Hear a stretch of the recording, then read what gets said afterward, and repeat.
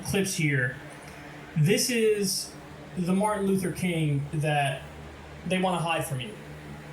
The Martin Luther King that gets the praise and adoration is the Martin Luther King which focused on the stuff that today everybody has to look at and say, oh, of course.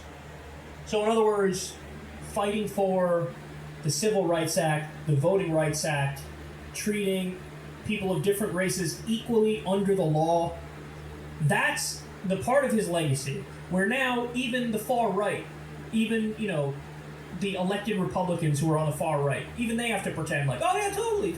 By the way, many of them voted against Martin Luther King Day.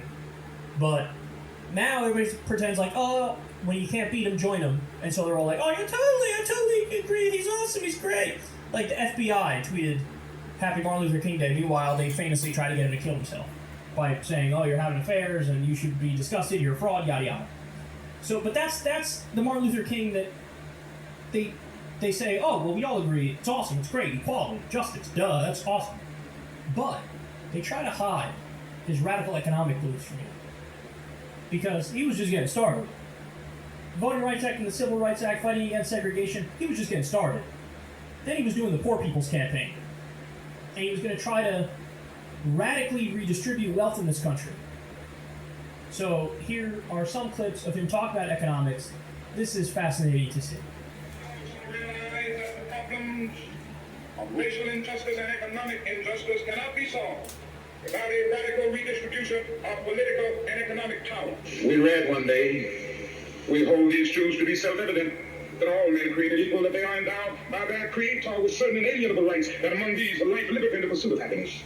But if a man doesn't have a job or an income, he has neither life nor liberty and the possibility for the pursuit of happiness. He merely exists.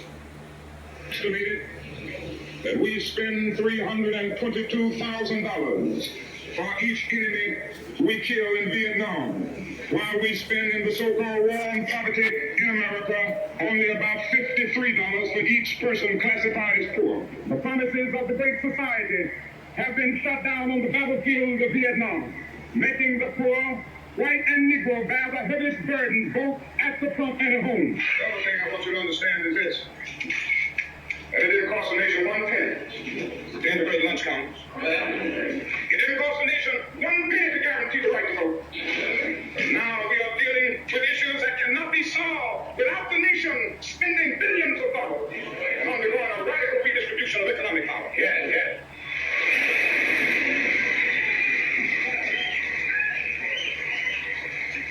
All labor has dignity. Yes. But you're doing another thing. You are reminding not only Memphis, but you are reminding the nation that it is a crime for people to live in this rich nation and receive starvation wages. America's opportunity to help bridge the gulf between the haves and the have-nots. And the question is whether America will do it. There's nothing new about poverty. What is new is that we now have the techniques and the resources to get rid of poverty.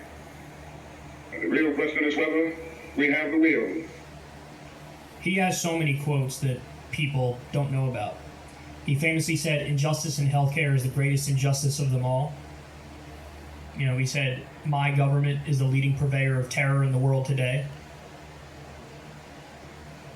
He said so much stuff that is democratic socialist, social democratic, however you want to characterize it. I believe he described himself as a democratic socialist. So understand something. Everybody out there praising the brilliant, wonderful Dr. Martin Luther King Jr. today. There's an underlying premise when they talk, and that premise is we achieved the goals that he fought for and strived for. But everybody acts like, oh, we fulfilled his legacy already. We haven't. And if he was around today, he unquestionably, not based off my interpretation of it, based off his own words, he unquestionably would be fighting for Medicare for all, free college, a living wage, ending the wars, unions for all, moving towards democratizing the workplace, a radical redistribution of wealth, as he called it. So that would be higher marginal taxes on the rich, redistribution into social programs for the poor, jobs for all program.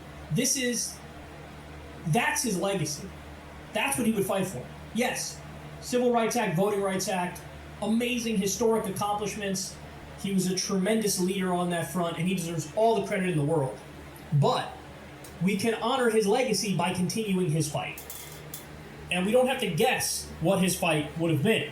We know what his fight would have been. He was doing the Poor People's Campaign at the time when he was killed. He was doing a union event when he was assassinated. Again, Medicare for all, free college, living wage, end the wars, unions for all. This is his legacy. This is what he'd be fighting for. And we can go all in doing exactly that.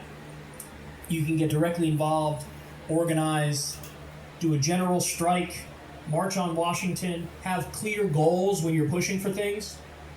I'm not a fan of the protests where there's really no issue at the heart of it. If you're just protesting because you're like, yeah, Trump is bad, congratulations, and then what? And then what? I mean, this is all super important. You need to organize around specific goals, unify around specific goals, and that's what we can do. So get involved, and let's fight for these things. And listen, I mean, this might be politically incorrect to say, but I'll say it. There is a candidate running for president who marched with this brilliant man. And there is a candidate who's fighting to carry on his legacy. And I think you all know his name. I want to wish a happy Martin Luther King Day to everybody.